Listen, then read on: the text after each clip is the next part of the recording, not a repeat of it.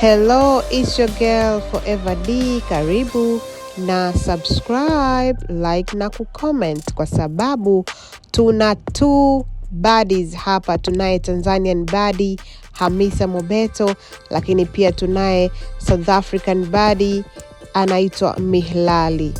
Basi bwana, dada yetu Hamisa Mobeto amekwenda moja kwa moja mpaka South Africa kufanya collaboration kali sana na msichana mrembo kutoka South. Sasa kama unavyoona, hii ni your favorite duo ambayo kwa kweli imefanya vizuri sana.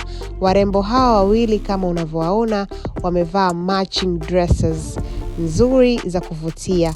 Hamisa akiwa in black, lakini Mihlali akiwa kwenye hiyo off white. Amazing, stylish kwa kweli, wamependeza sana sana sana sana.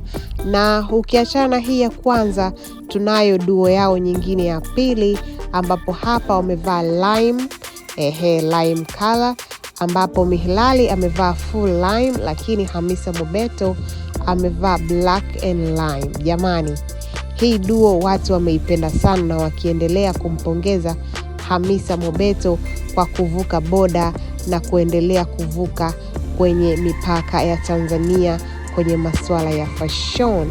Kama unavyojua, fashion haina mipaka, hivyo wale wapenda fashion wanaelewa usemi huu hapa kwa uzuri sana.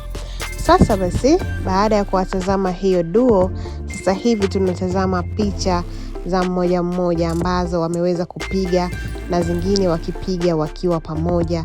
So tumemwona Hamisa hapa, tumeona wawili hawa mapose on flick sana, lakini Hamisa kiukweli amependeza sana na ameweza kuwa calm na ameua sana hii photoshoot ambayo wamefanya kwa pamoja wakiwa South. Very cutesy, very amazing. Na upande huu pia tunaye dada yetu kutoka South Africa ambaye anaitwa Mihlali akiwa na picha za peke yake, akiwa kwenye hii outfit ya lime. Hakika amependeza sana.